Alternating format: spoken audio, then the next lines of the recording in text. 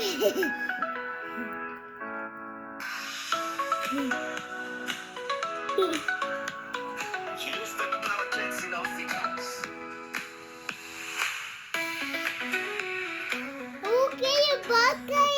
'n klein dorpie, nie te ver van hier nie, was daar 'n klein seentjie met blonde hare en helderblou oogies.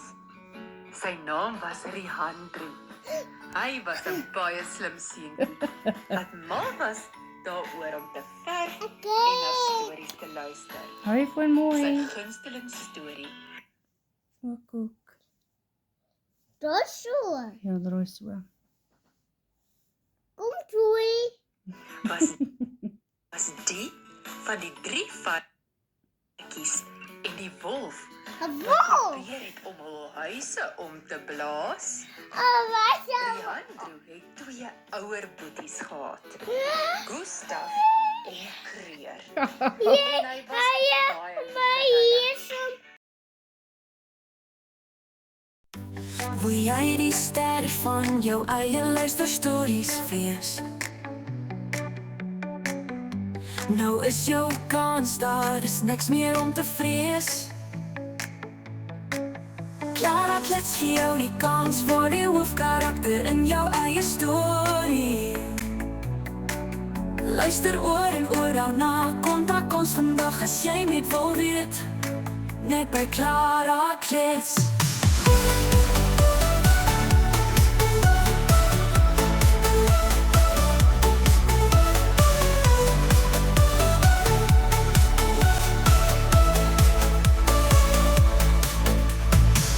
Clara Klets gee jou die kans vir die hoofkarakter in jou eie storie.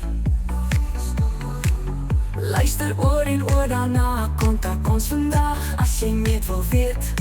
Net by Clara Klets. Wil jy die ster van jou eie luisterstories wees? Nou is jou kans, daar is niks meer om te vrees. Clara Klets gee jou die kans vir die hoofkarakter in jou eie storie. Luister oor en oor daarna, kontak ons vandag as jy net wil weet. Net by Clara Klets.